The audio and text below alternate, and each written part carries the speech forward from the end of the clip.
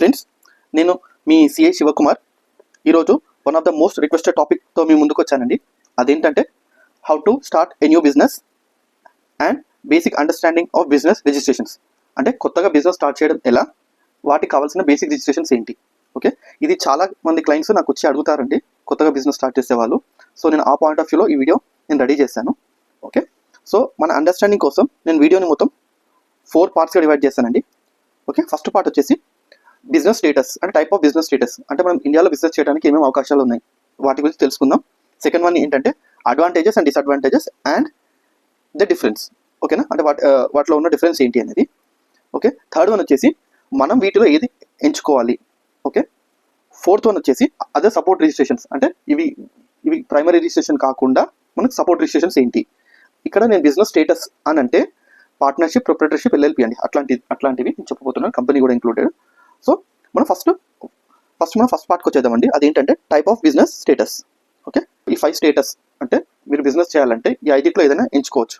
Okay, అందులో మొదటి వచ్చేసి first one sole proprietor, second one partnership, third one 1% company, fourth one limited liability partnership and the last one private limited company. ఇందులో ఏది చూస్ చేసుకోవాలా, ఏది better అనేది మనం నెక్స్ట్ స్లైడ్లో తెలుసుకుందాం. Okay, next so advantages. Second part వచ్చేసి మనం advantages and disadvantages of different business status. Okay, అందులో మొదటి ఫస్ట్ వన్ సోల్ ప్రొప్రైటర్ అండి. సో సోల్ ప్రొప్రైటర్ గురించి మాట్లాడుకుందాం. సోల్ ప్రొప్రైటర్ దీంట్లో ఉండే ఫీచర్స్ ఏంటంటే single owner and unregistered entity. Single owner అంటే ఓనర్ మీరు ఒక్కరే ఉంటారు. ఓకేనా, తర్వాత ఫీచర్ వచ్చేసి అన్రిజిస్టర్డ్ ఎంటిటీ అండి, అంటే మీరు ఒక సపరేట్ లీగల్ ఎంటిటీ ఏం ఫామ్ చేయట్లేదు, ఆల్రెడీ మన ఇండివిజువల్ పాన్ ఆధార్ ఏదైతే ఉందో ఆ బేస్ మీద మనం బిజినెస్ స్టార్ట్ చేయబోతున్నాం. ఓకే, తర్వాత నెక్స్ట్ ఫీచర్ వచ్చేసి దీంట్లో కంట్రోల్ అండి. ఈ బిజినెస్ సోల్ ప్రొప్రైటర్షిప్ అంటే మనం ఒక బిజినెస్ సెటప్ చేస్తున్నాం, సో దాని మీద మనకు ఫుల్ కంట్రోల్ ఉంటుంది మనకు. ఓకే, థర్డ్ వన్ వచ్చేసి నో లీగల్ ఎంటిటీ. ఇందాక చెప్పాను కదా, ఒక లీగల్ ఎంటిటీ అంటూ ఏముండదు. ఓకే, లైక్ పార్ట్నర్షిప్, ఎల్ఎల్పి లాగా ఏముండదు. ఓకే, అండ్ ఫోర్త్ వన్ వచ్చేసి ఇది ఎవరికి సూటబుల్ అని అనుకుంటే మన ఇంటి దగ్గర ఒక చిన్న బిజినెస్ స్టార్ట్ చేయబోతున్నారు. ఓకే, ఎగ్జాంపుల్ ఇది పెద్ద బిజినెస్ కూడా స్టార్ట్ చేయొచ్చండి, అట్లేం లేదు. కానీ మెయిన్గా ఏంటంటే చిన్న బిజినెస్ స్టార్ట్ చేయబోతున్నాము, మనం ఏమనుకుంటున్నాం అంటే ఆపరేషన్స్ మనకు కొద్దిగా లిమిటెడ్గా ఉండాలనుకుంటున్నాం, కంట్రోల్ మొత్తం మన చేతిలో ఉండాలి అని మనం ఎక్స్పెక్ట్ చేస్తున్నాం, అండ్ మనం ప్రాఫిట్స్ లాసెస్ ఏవైనా సరే మనమే తీసుకోవాలనుకుంటున్నాం అనే వాళ్ళు ఇట్లాంటిది సోల్ ప్రొప్రైటర్షిప్ స్టార్ట్ చేస్తే బెటర్ అండి. సో వాటిలో ఉన్న అడ్వాంటేజెస్, డిసడ్వాంటేజెస్ తెలుసుకుందాం. సో ఫస్ట్ అడ్వాంటేజ్ వచ్చేసి ఈజీ టు సెటప్ అండి. మీరు సోల్ ప్రొప్రైటర్ అనుకుంటే ఈ రోజు కూడా స్టార్ట్ చేసేయచ్చు. ఓకే, దానికి కావాల్సిన కొన్ని రిజిస్ట్రేషన్స్ ఉంటాయి, చెప్తాను. ఈ రోజు అంటే మీరు ఈ రోజు స్టార్ట్ చేసేయచ్చు, పెద్దగా ఏముండదు. Okay, so easy to start అండి. అండ్ సెకండ్ పాయింట్ వచ్చేసి low cost of maintenance. Okay, sole proprietorship మీరు స్టార్ట్ చేస్తే కనుక అడిషనల్గా మేజర్ రిజిస్ట్రేషన్స్ అక్కర్లేదు. చిన్న కొన్ని కావాల్సి వస్తాయేమో, అవి మనం వీడియో ఎండ్లో డిస్కస్ చేస్తాము, కానీ మేజర్గా రిజిస్ట్రేషన్స్ అక్కర్లేదు. ఓకే, ఎందుకంటే సపరేట్ లీగల్ ఎంటిటీ లేదు కాబట్టి మీరు ఇన్కమ్ ట్యాక్స్ రిటర్న్, మీ పర్సనల్ రిటర్నే మన బిజినెస్ రిటర్న్ కూడా అయిపోతుంది. ఓకేనా, సో దానివల్ల మీకు ఏమవుతుంది అంటే సెటప్ చేయడం ఈజీగా సెటప్ చేసేయచ్చు, అండ్ దాని మెయింటెనెన్స్ కాస్ట్ కూడా చాలా తక్కువ ఉంటుంది. ఓకే, థర్డ్ వన్ వచ్చేసి మినిమం కంప్లైన్స్ అనేది చాలా లిమిటెడ్ ఉంటుంది, అసలు ఆల్మోస్ట్ ఉండదు. ఓన్లీ జస్ట్ మన ఐటీఆర్ ఫైల్ చేసుకుంటే సరిపోతుంది. బిజినెస్ రిజిస్ట్రేషన్స్ వేరే ఏమైనా సపోర్ట్ రిజిస్ట్రేషన్స్ వాటిని రెగ్యులర్ రెన్యువల్ చేసుకుంటే సరిపోతుంది. దీనికోసం మీరు ఒక సీఏని రెగ్యులర్ కాంటాక్ట్ చేయాల్సిన అక్కర్లేదు. లేదా ఇయర్ ఎండ్ రోజు వెళ్ళి, లేదా ఎప్పుడు అవసరం పడితే అప్పుడు వెళ్ళి మీరు కాంటాక్ట్ చేసుకుంటే, మీ ట్యాక్స్ కన్సల్టెంట్ని మీరు కాంటాక్ట్ చేసుకుంటే సరిపోతుంది, అంతే అండి. అండ్ ఇంకొక అడ్వాంటేజ్ ఏంటంటే ఈ బిజినెస్ క్లోజ్ చేయడం ఈజీ అండి, అండ్ ఇంకో అడ్వాంటేజ్ ఏంటంటే ఇందులో ఫండ్స్ మీరు ఈజీగా అంటే వేయడం తీయడం జరుగుతుంది. అదే ఎల్ఎల్పి కానీ పార్ట్నర్షిప్ అనుకుంటే అంత ఈజీగా జరగదు. పార్ట్నర్షిప్లో ఇంకా రెస్ట్రిక్షన్స్, కంపెనీలో ఇంకా రెస్ట్రిక్షన్స్ ఉంటాయి, కానీ వీటిలో అంత రెస్ట్రిక్షన్స్ ఉండదండి. ఓకేనా, సోల్ ప్రొప్రైటర్. ఓకే, సపోజ్ ఎవరప్పుడు మీకు డబ్బులు అవసరం వచ్చింది, బిజినెస్లో ఫండ్ లేదు, ఒక 10 లక్షలు మీ ఫ్రెండ్, మీ రిలేటివ్స్, మీ బ్రదరు ఎవరో ఒక ట్రాన్స్ఫర్ చేయాలనుకోండి, ఏం రెస్ట్రిక్షన్స్ లేకుండా ట్రాన్స్ఫర్ చేయొచ్చు. ఓకే, సో ఇట్లాంటి ఫైనాన్షియల్ ఫ్రీడమ్ కొద్దిగా ఉంటుంది సోల్ ప్రొప్రైటర్షిప్లో. నెక్స్ట్ వీటి యొక్క డిసడ్వాంటేజెస్ మాట్లాడుకుందాం. సో ఫస్ట్ డిసడ్వాంటేజెస్ ఏంటంటే లెస్ రిలయబుల్ ఇన్ మార్కెట్. ఇక్కడ ఏమవుతుందంటే మీరు కనుక సపోజ్ ఒక బిజినెస్ స్టార్ట్ చేస్తున్నారు. ఓకే, మార్కెట్లో బిజినెస్కి ఏంటంటే మన స్టేటస్ బట్టి పేరు ఉంటుంది. సపోజ్ మీరు కంపెనీ ఉందనుకోండి, చాలామంది ఏమనుకుంటారు, అరే ఇది ఒక సీరియస్ బిజినెస్ కాబట్టి వాటికి ఎక్కువ రిలయబుల్ ఉంటుంది, దాని మీద ఎక్కువ రిలయబుల్ ఉండొచ్చు అని మనకు అనిపిస్తుంది. అది ఎల్ఎల్పి ఉందనుకో, ఓకే ఇది కూడా పర్లేదు, రిలయబుల్ ఉంటుంది. పార్ట్నర్షిప్ అయితే కొద్దిగా ఉంటుంది. అది ప్రొప్రైటర్షిప్ అనుకోండి, అంటే వాళ్ళకు కాన్ఫిడెన్స్ ఉండదు. ఓకే, సో ఇట్లాంటి కొంచెం ట్రస్ట్ ఇష్యూస్ వస్తుంది, అదొకటి. సెకండ్ వన్ వచ్చేసి expansion may be difficult. Second disadvantage, మీరు కనుక గ్రో అవుదాం అనుకుంటున్నారు, మీరు మీరు ఓన్లీ ఒక పర్టికులర్ షాపు, ఒక పర్టికులర్ ఏరియా, ఒక పర్టికులర్ సెగ్మెంట్కి లిమిటెడ్ కాకుండా గ్రో అవుదాం అనుకుంటున్నాను అనుకోండి, అది ఇందులో కొద్దిగా కష్టం అండి. ఇంపాసిబుల్ ఏం కాదు, కానీ కష్టం. థర్డ్ డిసడ్వాంటేజ్ వచ్చేసి not a perpetual entity. Perpetual entity అంటే ఏంటంటే, ఒకవేళ ఒక బిజినెస్ సెటప్ చేసిన తర్వాత అందులో ఓనర్ చనిపోయాడు అనుకోండి ఫర్ ఎగ్జాంపుల్, ఆర్ ఏదో అన్ఫార్చునేట్లీ అతను బిజినెస్ చేయలేకపోతున్నాడు, ఏజ్ అయిపోవడం వల్ల, లేకపోతే చనిపోవడం మీద, డిసీజ్ వల్ల, ఇట్లాంటి ఇప్పుడు బిజినెస్ చేయలేకపోతున్నాడు. సో ఇప్పుడు ఏమవుతుందంటే, ఇన్ని రోజులుగా చేసుకున్న రెప్యుటేషన్ మొత్తము ఆ బిజినెస్ది మొత్తం పోతుందండి ప్రొప్రైటర్షిప్ అయితే. ఓకే, అది నెక్స్ట్ వాళ్ళ సన్కి ట్రాన్స్ఫర్ చేస్తాడు. కానీ పేపర్లో ఏమవుతుందంటే, ఆ సన్కి ట్రాన్స్ఫర్ చేయడం అంటే అంత ఈజీగా జరగదు. ఓకే, ఆ పాత బిజినెస్ మొత్తం క్లోజ్ చేసుకొని ఈ కొత్త బిజినెస్ అమ్మడం. ఓకే, అంటే ఒక్కసారి బిజినెస్ కనుక ఒక ఓనర్ సెటప్ చేశాడు అనుకోండి, సింగిల్ ఓనర్, అతను చనిపోయాడు అనుకోండి, ఇంకా ఆల్మోస్ట్ ఆ బిజినెస్ 99% ఆ బిజినెస్ క్లోజ్ చేసుకొని మళ్ళీ కొత్త బిజినెస్ ఓపెన్ చేయడం అవుతుంది. దీనివల్ల మేజర్ డిసడ్వాంటేజెస్ ఇక్కడ వస్తుందంటే, మీరు బ్యాంక్స్కి లోన్ కోసం వెళ్తున్నప్పుడు మీరు గమనించండి, వాళ్ళు మీ వింటేజ్ చూస్తారు, ఎన్ని ఇయర్స్ నుంచి బిజినెస్ చేస్తున్నారు అని చెప్పి. సో ఆ వింటేజ్ చూస్తున్నప్పుడు మీకు సపోజ్ ఎవరైనా మీ ఫాదర్ ఇన్ని రోజులు బిజినెస్ రన్ చేస్తారు, ఇప్పుడు మీరు టేక్ ఓవర్ చేద్దాం అనుకుంటున్నారు. సో మీ ఫాదర్ మార్కెట్లో ఉండి 20 years అవుతుంది, కానీ మీరు నిన్న టేక్ ఓవర్ చేస్తారు. అప్పుడు మీ business vintage only 1 year or less than 1 year ఉంటుంది. సో ఇట్లాంటి దగ్గర చాలా క్రూషియల్ పాయింట్ అండి. ఎస్పెషల్లీ మాకు 2 clients ఉన్నారు, వాళ్ళు ఇదే రీజన్ వల్ల కొద్దిగా నష్టపోయారు కూడా. బ్యాంక్ వాళ్ళు వాళ్ళ ఫాదర్కి ఏజ్ ఎక్కువైందని చెప్పి, 75 years అయిందని చెప్పి, అతను ఏం చేశాడు, వాళ్ళ ఫాదర్ బిజినెస్ ఎస్టాబ్లిష్ చేస్తాడు కదా, మా ఫాదరే ఓనర్ కదా అని చెప్పి తన బిజినెస్ అలానే కంటిన్యూ చేశాడు. కానీ లాస్ట్ వాళ్ళ ఫాదర్ 72 years వచ్చారు. బ్యాంక్ వాళ్ళు ఏం చెప్పారు, సార్ మీ ఫాదర్ 72 years వచ్చారు, సార్ బిజినెస్ బాగానే ఉంది, నడుస్తుంది, ఇబ్బంది ఏం లేదు, కానీ ఇంకా మీ ఫాదర్ మీద మేము ఓడి ఇవ్వలేము అని చెప్పారు. సో మరి ఎట్లా అంటే, ఆ బిజినెస్ మొత్తం మీ పేరు మీద ట్రాన్స్ఫర్ చేసుకోండి అని చెప్పారు. ట్రాన్స్ఫర్ కుదరదు దీంట్లో. ఓకే, సో ఏమవుతుంది, ఇప్పుడు అతను మళ్ళీ కొత్తగా బిజినెస్ రిజిస్ట్రేషన్స్ అన్ని చేసుకొని మళ్ళీ కొత్తగా స్టార్ట్ చేయాల్సి వస్తుంది బిజినెస్. వాళ్ళ ఫాదర్ మార్కెట్ మొత్తం ఈయనకు ఉంటుంది, గుడ్ విల్ మార్కెట్ ఉంటుంది, కానీ ఏంటంటే ఆ వింటేజ్ క్యారీ కాదు లీగల్గా. ఓకే, అదనమాట. సో పర్పెక్చువల్ ఇది ఒక అన్నిటికంటే పెద్ద డిసడ్వాంటేజెస్ అండి నా పాయింట్ ఆఫ్ వ్యూలో. అండ్ ఇంకొకటి, మీకు రేపు ఎవరైనా పార్ట్నర్స్ను ఒక ఇన్వెస్ట్మెంట్ తీసుకురావాలనుకోండి, సో సోల్ ప్రొప్రైటర్షిప్లో తీసుకురాలేదు, ఎందుకంటే క్లోజ్డ్, అది ఓన్లీ ఒక పర్సనే ఓనర్ కాబట్టి, క్లోజ్ ఎంటిటీ కాబట్టి, మీరు ఒక ఫార్మల్గా ఒక ఇన్వెస్ట్మెంట్ తీసుకురావడం అంటూ కుదరదు, ఇంకా ఆల్మోస్ట్ కుదరదు. సో ఇదండి సోల్ ప్రొప్రైటర్. నెక్స్ట్ వచ్చేసి మనం తెలుసుకోబోయేది పార్ట్నర్షిప్. సో పార్ట్నర్షిప్ ఏంటి, ఫీచర్స్ గురించి తెలుసుకుందాం ముందు. పార్ట్నర్షిప్ ఏంటంటే 2 or more people, ఓకే, వాళ్ళు మ్యూచువల్గా ఒక అగ్రిమెంట్కి వస్తారు, దాన్ని పార్ట్నర్షిప్ డీడ్ అంటాం. ఆ అగ్రిమెంట్లో మనం డిఫరెంట్ టైప్స్ ఆఫ్ క్లాజెస్ పెట్టుకుంటాం. అంటే నీ ప్రాఫిట్ షేరింగ్ ఎంత, నా ప్రాఫిట్ షేరింగ్ ఎంత, ఓకే, నాకు రెమ్యునరేషన్ ఎంత, నీకు రెమ్యునరేషన్ ఎంత, అంటే శాలరీ లాగా అనుకోండి, లేదా ఎవరు ఎంత కాంట్రిబ్యూట్ చేస్తారు, ఎవరి డ్యూటీస్ ఏంటి, ఎవరు వర్కింగ్ పార్ట్నర్, ఎవరు స్లీపింగ్ పార్ట్నర్. సో ఇవన్నీ పెట్టుకొని మనం బిజినెస్ ఎట్లా రన్ చేస్తామని ఒక కొన్ని రూల్స్ రెగ్యులేషన్స్, మన పార్ట్నర్స్కి కొన్ని రూల్స్ కొన్ని రెగ్యులేషన్స్ ఇవన్నీ ఫామ్ చేసుకుంటాం, దాన్ని పార్ట్నర్షిప్ డీడ్ అంటాం. సో దాంట్లో ఏంటంటే మనం ప్రాఫిట్ అండ్ లాస్ షేర్ చేసుకుంటాం. అంటే మనం బిజినెస్ చేస్తున్నాం, ప్రాఫిట్ వచ్చింది అనుకుని ఇద్దరం పంచుకుంటాం, లాస్ వచ్చింది అనుకుని ఇద్దరం షేర్ చేసుకుంటాం. ఇక్కడ వచ్చేసి ఒక లీగల్ ఎంటిటీ రెడీ అవుతుందండి. ఓకే, సపరేట్ లీగల్ ఎంటిటీ వస్తుంది థర్డ్ ఫ్యూచర్ దీన్ని చూస్తే. అంటే ఏంటంటే సపరేట్గా మీరు పార్ట్నర్షిప్ పేరు మీద ఒక ప్లాన్ తీసుకోవచ్చు. ఫర్ ఎగ్జాంపుల్ ఒక పార్ట్నర్షిప్ డీడ్ మీరు డ్రాఫ్ట్ చేసి, పార్ట్నర్షిప్ డీడ్ మళ్ళీ 2 రకాలుగా ఉంటాయి, registered partnership, unregistered partnership. Okay, పెద్ద డిఫరెన్స్ ఏముండదు. రిజిస్టర్డ్ పార్ట్నర్షిప్ అంటే మనం స్టేట్ గవర్నమెంట్ దగ్గర రిజిస్ట్రేషన్ చేసుకుంటాం. అన్రిజిస్టర్డ్ పార్ట్నర్షిప్ అంటే ఓన్లీ డీడ్ మీదనే నడుస్తుంది. సో అన్రిజిస్టర్డ్ పార్ట్నర్షిప్ కూడా మనకు ప్యాన్ వస్తుంది. సో ఇక్కడ ఏమవుతుంది, ఒక సపరేట్ పర్సన్ వచ్చేస్తాడు. Okay, so separate legal entity form అయిపోతుంది. థర్డ్ ఫ్యూచర్ వచ్చేసి ఇది ఎవరికి అంటే స్మాల్ బిజినెస్కి అండి. ఇది కూడా small and mid size business కూడా చేయొచ్చు. నెక్స్ట్ అడ్వాంటేజెస్ అండి. Advantages, partnership easy to set up అండి. ఇది కూడా చాలా ఈజీయే, పెద్దగా ఏమి ఉండదు, కానీ ఈజీ సెటప్. ఓకే, వేరే వాటితో పోలిస్తే ఎల్ఎల్పితో కంపెనీతో పోలిస్తే చాలా ఈజీ సెటప్ చేసుకోవడము. అండ్ ఇందులో నాకు అనిపించింది ఇంపార్టెంట్ అండి ఇది. ఓకే, ఇంపార్టెంట్ ఇది, shared investment knowledge and other resources. అంటే ఇది ఏంటంటే, సపోజ్ మీ ఫ్రెండ్స్ ఉన్నారు. ఓకే, మీ ఫ్రెండ్ ఒక దగ్గర బాగా క్యాపిటల్ ఉంది, అంటే డబ్బులు ఉన్నాయి. ఓకే, మీ దగ్గర డబ్బులు లేవు, కానీ ఒక బిజినెస్ ఐడియా ఉంది, లేకపోతే మీకు ఒక బిజినెస్ పర్టికులర్ ఫీల్డ్ ఎక్స్పీరియన్స్ ఉంది. సో మీరిద్దరు కలిసారనుకోండి ఇప్పుడు. ఓకే, కలిస్తే మీకు ఒక మంచి బిజినెస్ ఆపర్చునిటీ వస్తుంది. సో అట్లాంటి వాళ్ళకి ఇది మేజర్గా యూస్ఫుల్ అండి, గమనించండి, ఇది చాలా ఇంపార్టెంట్. ఓకే, ఇది లో కాస్ట్ ఆఫ్ మెయింటెనెన్స్ అండి. ఓకే, దీని కాస్ట్ కూడా ఓకే, ప్రొప్రైటర్షిప్ అంతా కాకుండా కొద్దిగా కాస్ట్ ఉంటుంది, దాని మెయింటెనెన్స్ కూడా ఈజీ ఉండదు. యాన్యువల్లీ మనం ప్రొప్రైటర్షిప్తో పోలిస్తే వీటికి ఏంటంటే అడిషనల్గా ఒక ఐటీఆర్ ఫైల్ చేయాల్సి వస్తుంది, అంతే, అంతకుమించి ఏం లేదు. ఇంకోటి perpetual entity.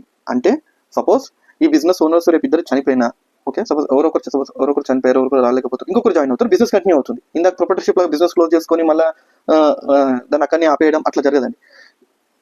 Over period of time run అవుతూ ఉంటుంది. ఒకసారి మీ పార్ట్నర్షిప్ క్రియేట్ చేస్తారనుకున్న లెగసీ మొత్తం రన్ అవుతుంది. ప్రొప్రైటర్షిప్ తప్ప మిగతా ఏ బిజినెస్కి అయినా మీ క్రియేట్ చేసిన లెగసీ మొత్తం ఫ్యూచర్కి మొత్తం పాస్ ఆన్ చేయొచ్చండి. సో అందుకే చాలామంది పెద్ద బిజినెస్ అని ప్రొప్రైటర్షిప్ పెట్టుకోరు. సో సో ఈ బిజినెస్లో నడుస్తూ ఉంటుంది. ఒక పార్ట్నర్ వస్తాడు, ఒక పార్ట్నర్ వెళ్ళిపోతుంటాడు. ఫ్యామిలీ బిజినెస్ అనుకోండి, అన్నదమ్ములు ఉంటారు. సో నెక్స్ట్ వాళ్ళ పిల్లలు జాయిన్ అవుతుంటారు, ఎగ్జిట్ అవుతుంటారు. అట్లా ఒక ప్రొసీజర్ అండి, ఇంకా ప్రాసెస్లో అది కంటిన్యూ అయిపోతుంది. సో బిజినెస్ మొత్తం క్లోజ్ ఎన్వైర్న్మెంట్ రన్ అవుతుంది. మీ పార్ట్నర్స్ మధ్యలో విత్ ఇన్ ఫ్యామిలీ మెంబర్స్లో రన్ అవుతుంది. మీకు ఎటువంటి ప్రాబ్లమ్స్ ఉండదు. ఓకే, ఇదండి అడ్వాంటేజెస్. డిసడ్వాంటేజెస్ గురించి తెలుసుకున్నాం. ఓకే, ఇది కూడా పార్ట్నర్షిప్ ఏంటంటే ఎవరైనా ఫామ్ చేసేయచ్చు. సో కొంచెం ప్రొప్రైటర్షిప్తో పోలిస్తే కొద్దిగా రిలయబుల్, కానీ మిగతా వాటితో పోలిస్తే అంత కాదు. మీరు ఒక బ్రాండ్ పాయింట్ ఆఫ్ వ్యూలో వెళ్దాం అనుకుంటున్నారు, ఒక మంచి మార్కెటింగ్ పాయింట్ ఆఫ్ వ్యూలో వెళ్దాం అనుకుంటున్నారు అనుకోండి, అట్లాంటప్పుడు మార్కెట్లో చూసే వాళ్ళు ఇలా చూడకపోవచ్చు. అయితే ఇంకొకటి ఇక్కడ చెప్పేది ఏంటంటే, మార్కెట్లో లెస్ రిలయబుల్ అని చెప్తున్నాను, కానీ చాలా బిజినెస్ ప్రొప్రైటర్షిప్ మీద రన్ అవుతున్న బిజినెస్లో ఒక 70-80 crores టర్న్ ఓవర్ చేసిన బిజినెసెస్ కూడా ఉన్నాయి. వాటి రిలయబిలిటీ చాలా ఉంది. రిలయబిలిటీ అనేది ఓన్లీ ఈ పార్ట్నర్షిప్ ఆ కంపెనీ అనేది కాదండి, మన పర్సనల్ బ్రాండింగ్. ఇంకా మన పర్సనల్ స్టామినా, మన పర్సనల్ బ్రాండింగ్, ఇక మన పర్సనల్ ఎంత కష్టపడతామో అంత బ్రాండ్ పెరుగుతుంది. ఓకే, నేను చెప్పేది ఓన్లీ స్టేటస్ పాయింట్ ఆఫ్ వ్యూలో చెప్తున్నాను. నెక్స్ట్ వచ్చేసి expansion and growth may be limited. Expansion okay చేసుకోవచ్చు, కానీ మరి ఇక ఎక్కువగా అంత స్కోప్ ఉండదు వేరే వాటితో పోలిస్తే. ఓకే, అండ్ ఇంకోటి ఇక్కడ టాక్సేషన్ 30% అండి. పార్ట్నర్షిప్లో మీరు ఆఫ్టర్ రెమ్యునరేషన్ ప్రాఫిట్ ఏదైతే ఉంటుందో ఆ మొత్తం ట్యాక్స్ మొత్తం 30%. ఇది నా పాయింట్ ఆఫ్ వ్యూలో నా క్లయింట్స్ ఫేస్ చేస్తున్న one of the most problem అండి ఇది. ఓకే, ఇది difficult and challenge. Third one, ఇది మోస్ట్ ఇంపార్టెంట్, ఏంటంటే డిస్ప్యూట్ అమంగ్ పార్ట్నర్స్. నేను చూసానండి చాలా బిజినెసెస్, చాలా క్లయింట్స్కి పార్ట్నర్షిప్లు ఎవరైతే చేస్తారో ఆల్మోస్ట్ 60-70% ఒకరికొకరు పడదు. ఈవెన్ వాళ్ళ బ్రదర్స్ అయినా, ఫ్రెండ్స్ అయినా, రిలేటివ్స్ అయినా. సో కానీ ఓవర్ పీరియడ్ ఆఫ్ టైం ఏమవుతుంది అంటే, కంపెనీ గ్రో అవుతున్నప్పుడు మనకు అనిపిస్తుంది అతను చేయట్లేదు, నేను చేస్తున్నాను, నా క్యాపిటల్ ఎక్కువ ఉంది, నా ఇన్వెస్ట్మెంట్ ఎక్కువ ఉంది, నా వర్కింగ్ ఎక్కువ ఉంది అని అనుకుంటాం. స్టార్టింగ్లో నేను మర్చిపోతాను, కానీ అప్పుడు వస్తుంది. అది ఎవరికైనా సాధ్యం. ఓకే, అందులో పెద్ద ఇష్యూస్. కానీ ఇది one of the major disadvantages అండి, గొడవలు వస్తాయి. సో విడిపోవడం అనేది అప్పుడు మీరు ఎట్లా అనేది ప్లాన్ చేసుకోవాలి. థర్డ్ వన్ వచ్చేసి difficulty May arise in case of exit of business. అంటే సపోజ్ ఒక పార్ట్నర్ వెళ్ళిపోదాం అనుకుంటున్నాడు అనుకోండి, ఇది నేను లైవ్గా చూస్తానండి. సపోజ్ ఇద్దరు పార్ట్నర్స్ ఉన్నారు, ఇద్దరు కష్టపడి వర్క్ చేస్తారు, కానీ సడన్గా ఒక పార్ట్నర్ ఎగ్జిట్ అవుతున్నాడు అనుకోండి. ఎగ్జిట్ అయిపోయినప్పుడు ఏమవుతుంది, అతను కనుక సిమిలర్ లైన్ ఆఫ్ బిజినెస్ పెట్టుకుంటున్నాడు అనుకోండి, ఒక అన్ఫేర్ అడ్వాంటేజ్ వచ్చేస్తుంది. ఫర్ ఎగ్జాంపుల్, ఒకరికి ఎక్కువ క్లయింట్స్ రావచ్చు, ఒక రాకపోవచ్చు. ఓకే, ఇది పార్ట్నర్షిప్. నెక్స్ట్ మనం తెలుసుకోబోయేది limited liability partnership. Okay, so futures, advantages, disadvantages అన్ని మూడిట్లో సేమ్ అండి. ఓకే, అంటే కంపెనీలో పార్ట్నర్షిప్లో అండ్ లిమిటెడ్ లయబిలిటీ పార్ట్నర్షిప్లో సేమ్. ఓకేనా, తేడా ఏంటంటే లిమిటెడ్ లయబిలిటీ పార్ట్నర్షిప్ అనేది అయితే మనం స్టేట్ గవర్నమెంట్ దగ్గర ఫర్మ్ రిజిస్ట్రేషన్ లాగా చేస్తాం, లేదా సేల్ డీడ్ ఎగ్జిక్యూట్ చేస్తాం. కానీ ఎల్ఎల్పి అంటే ఏంటంటే, మనం register of companies or MCA దగ్గర, మినిస్ట్రీ ఆఫ్ కార్పొరేట్ అఫైర్స్ దగ్గర మనం ఒక పార్ట్నర్షిప్ రిజిస్ట్రేషన్ చేసుకుంటాం. ఓకే, సో ఇక్కడ అది చెప్తున్నాను, రిజిస్టర్డ్ విత్ ఆర్ఓసి. అది ఒక ప్రాపర్ సెంట్రల్ గవర్నమెంట్ రిజిస్ట్రేషన్ ఉంటుంది. నెక్స్ట్, ఇది పార్ట్నర్షిప్తో పోలిస్తే చాలా రిలయబుల్ అండి ఎల్ఎల్పి. ఓకేనా, చాలా రిలయబుల్. ఇది డిసడ్వాంటేజెస్ ఏంటి అంటే, అన్ని అడ్వాంటేజెస్, డిసడ్వాంటేజెస్, ఫీచర్స్ అన్ని ఆల్మోస్ట్ కంపెనీలో ఉంటాయి, ఎక్సెప్ట్ ఈ మూడు తప్ప. అంటే ఆర్ఓసి రిజిస్ట్రేషన్ కొద్దిగా మార్కెట్ రిలయబిలిటీ ఉంటుంది. ఇది ఏంటంటే కొంచెం ఇయర్ ఎండ్ కంప్లైన్స్ కొద్దిగా ఉంటుంది. అంటే 2 ఫార్మ్స్ ఫైల్ చేయాల్సి వస్తాయి, 8 లెవెల్ అని. సో ఒక పర్టికులర్ టర్న్ ఓవర్ దాటిన తర్వాత ఎల్ఎల్పీకి ఆడిట్ ఉంటుంది. సో ఇట్లాంటి కంప్లైంట్స్ ఉంటుంది, కానీ మనం ప్రాపర్గా మేనేజ్ చేసుకుంటే మంచిది. అయితే ఈ బిజినెస్ ఎవరికి సూటబుల్ అంటే, మేజర్గా ఫస్ట్ ప్రొఫెషనల్ సర్వీసెస్ ప్రొవైడ్ చేస్తారు చూడండి. Example lawyers, engineers, interior designers, ఇట్లాంటి వాళ్ళకి యూస్ఫుల్. ట్రేడింగ్ చేసే వాళ్ళకు కూడా యూస్ఫుల్. ఏదైనా సాఫ్ట్వేర్ సర్వీస్ ప్రొవైడ్ చేసే వాళ్ళకు యూస్ఫుల్. ఎవరైతే బిజినెస్ విత్ ఇన్ ఒక పర్టికులర్ గ్రూప్ ఆఫ్ పీపుల్ మధ్యలో ఉండాలనుకుంటున్నారో అట్లాంటి వాళ్ళకి లిమిటెడ్ లయబిలిటీ పార్ట్నర్షిప్ చాలా యూస్ఫుల్ అండి. సో ఒకటి గుర్తుపెట్టుకోండి, లిమిటెడ్ లయబిలిటీ పార్ట్నర్షిప్కి తేడా ఏంటి అంటే, జస్ట్ అది ఒక రిజిస్టర్డ్ ఎంటిటీ. ఎల్ఎల్పి అనేది ప్రాపర్లీ రిజిస్టర్డ్ ఎంటిటీ లీగల్గా, అండ్ కొంచెం మార్కెట్ రిలయబిలిటీ ఉంటుంది, కొద్దిగా కంప్లైన్స్ పెరుగుతుంది. మిగతా ఆల్మోస్ట్ అంతా ఆపరేషన్ అంతా same to same. Okay, next మనం తెలుసుకోబోయేది ఏంటంటే ప్రైవేట్ లిమిటెడ్ కంపెనీ.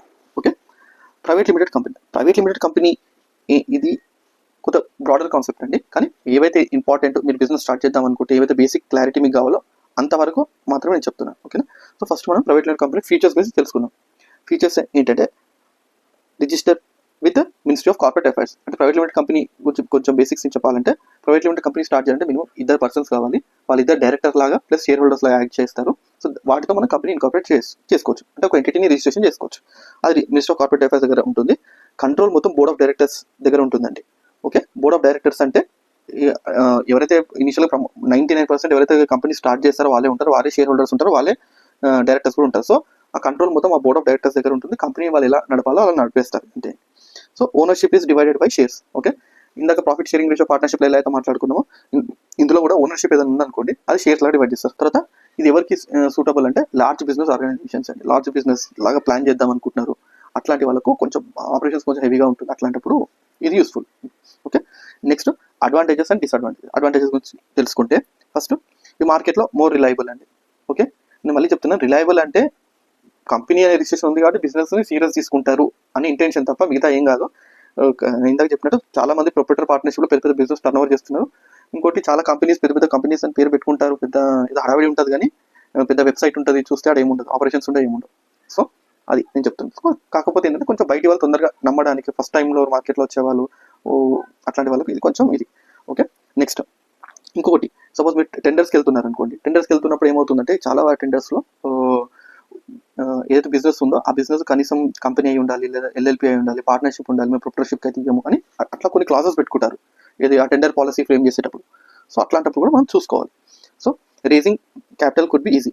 మీరు ఇన్ కేస్ ఏదైనా క్యాపిటల్ రైజ్ చేద్దాం అనుకుంటున్నారు అనుకోండి, అది ఈజీగా ఉంటుందండి. అంటే కొంచెం కంప్లైంట్స్ ఉంటుంది, ఈజీగానే ఉంటుంది. రేపు మీరు ఒక 10 lakhs దీంట్లో ఇన్ఫ్యూజ్ చేద్దాం అనుకుంటున్నారు కంపెనీలో. ఓకే, అది ఒక ప్రాపర్ క్యాపిటల్ స్ట్రక్చర్ లాగా అంటే మనం షేర్స్ అడిషనల్ షేర్స్ ఇష్యూ చేసేసి ఆ 10 lakhs మనం కంపెనీలో మొత్తం ఫండ్ మొత్తం ఇన్ఫ్యూజ్ చేయొచ్చు. Okay, control and operations may be decentralised. Suppose ఇప్పుడు ఫర్ ఎగ్జాంపుల్ ఒక పెద్ద కంపెనీ ఉంది అనుకోండి, అది మల్టిపుల్ షోరూమ్స్ ఉన్నాయి అనుకోండి.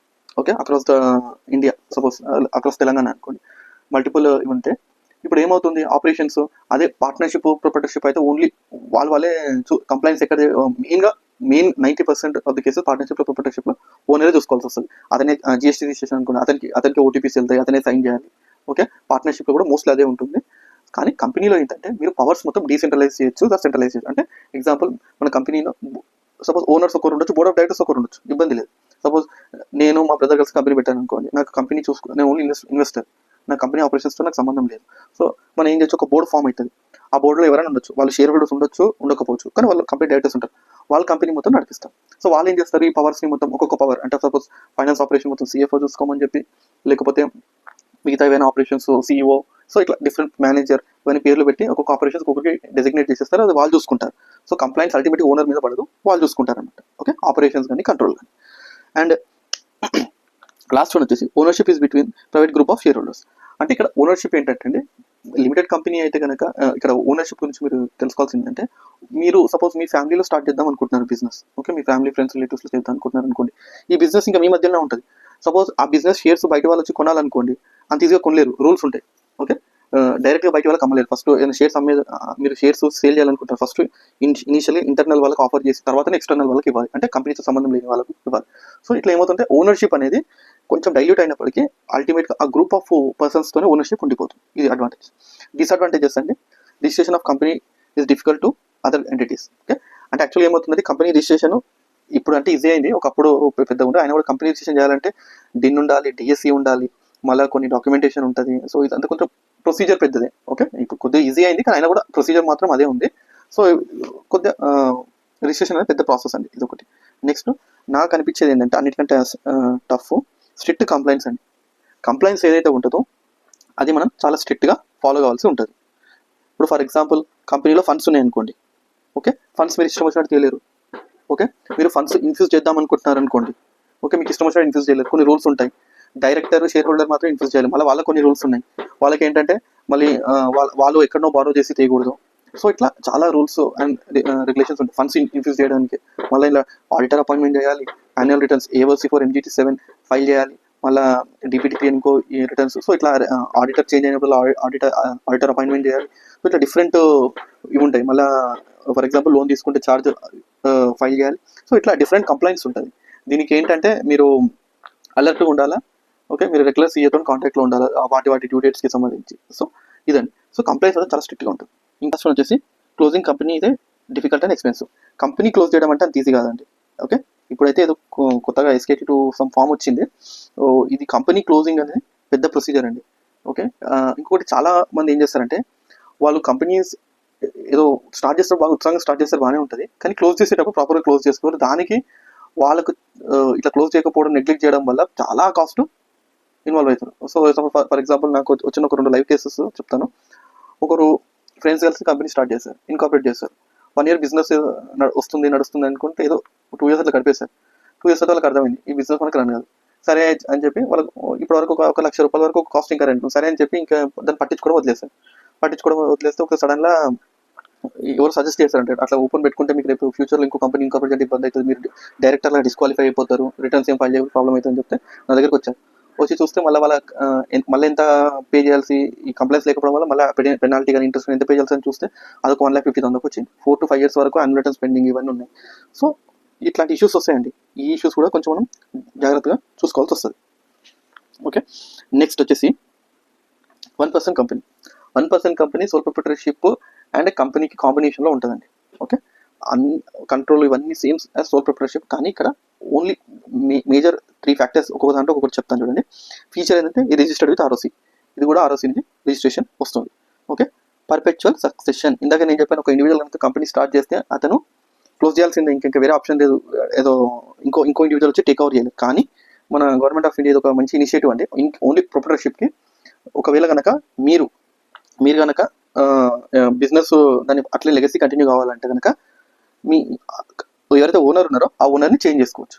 ఎంటిటీ మొత్తం అట్లే ఉంటుంది, ఓనర్ మాత్రం చేంజ్ అవుతుంది, పేరు అట్లే ఉంటుంది. Suppose PSK finance OPC limited ఉందనుకోండి, ఇప్పుడు ఆ పేరు అట్లే ఉంటుంది. ఓకే, ఆ బిజినెస్ డిసిషన్స్ అన్నీ అట్లే ఉంటాయి, ఏం డిస్టర్బ్ కాదు.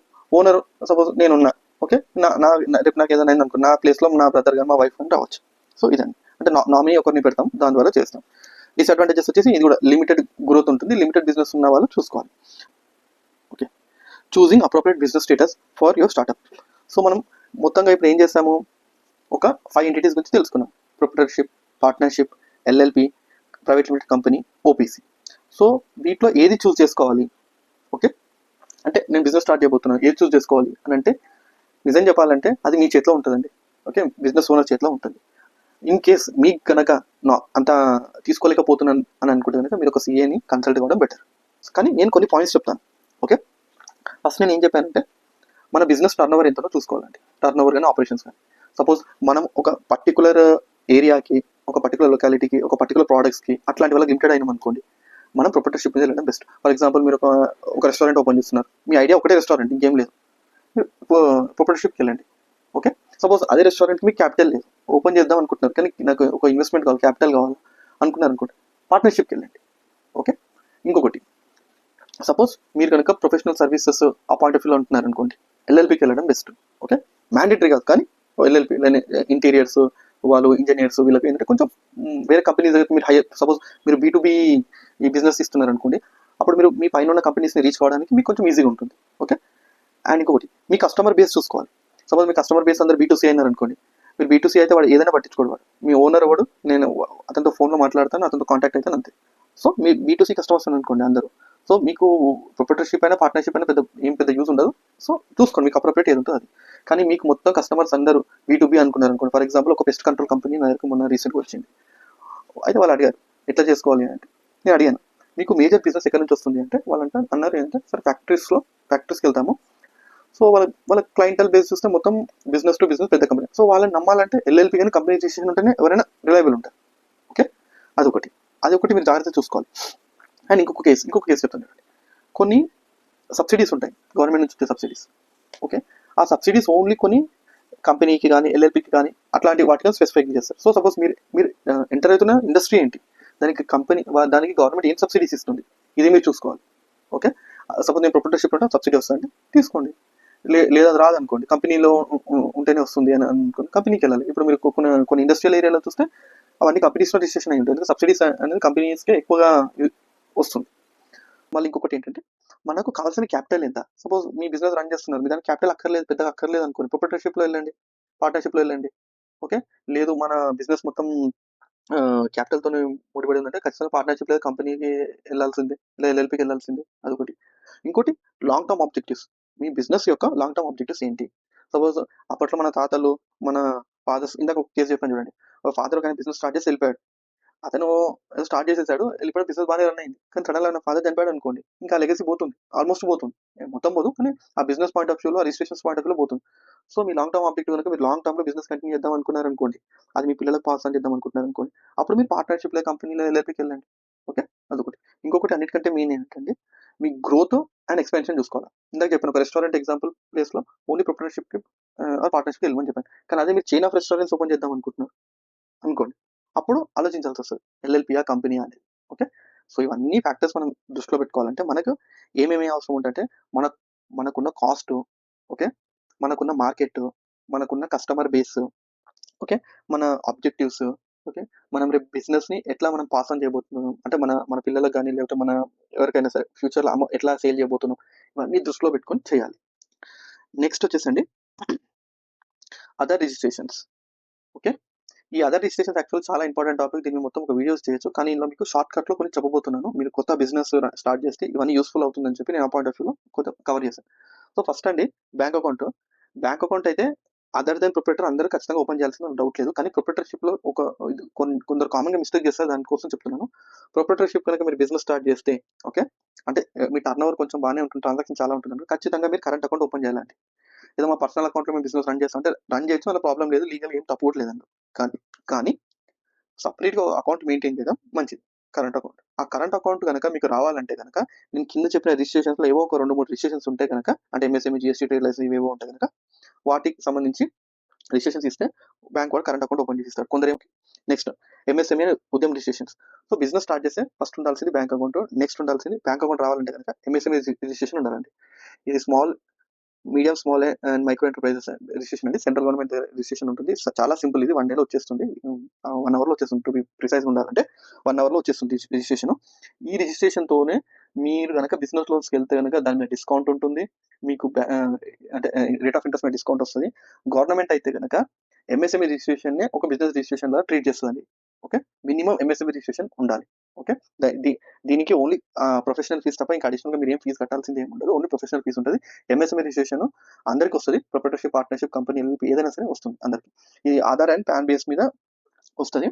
ఓకే, ఎంఎస్ఎంఈ రిజిస్ట్రేషన్ ఆల్రెడీ దీని వీడియో చేస్తాను, మీరు కావాలంటే ఆ వీడియో ప్రిఫర్ చేయండి. Okay, next GST. మీకు జిఎస్టీ రూల్స్ తెలిసి ఉంటుంది. 20 lakhs కన్నా ఎక్కువ టర్న్ ఓవర్ ఆర్ 40 lakhs కన్నా ఎక్కువ టర్న్ ఓవర్, ఓకే, సర్వీస్ అయితే 20 lakhs, గుడ్స్ అయితే 40 lakhs కన్నా ఎక్కువ టర్న్ ఓవర్ దాటిన వాళ్ళందరూ జిఎస్టీ రిజిస్ట్రేషన్ తీసుకోవాలి. కానీ చాలా మంది జాగ్రత్తగా ఉండాలండి. మీరు బిజినెస్ స్టార్ట్ చేస్తున్నారంటే కనుక జిఎస్టీ రిజిస్ట్రేషన్ అవసరమా కాదా అని తెలుసుకోండి.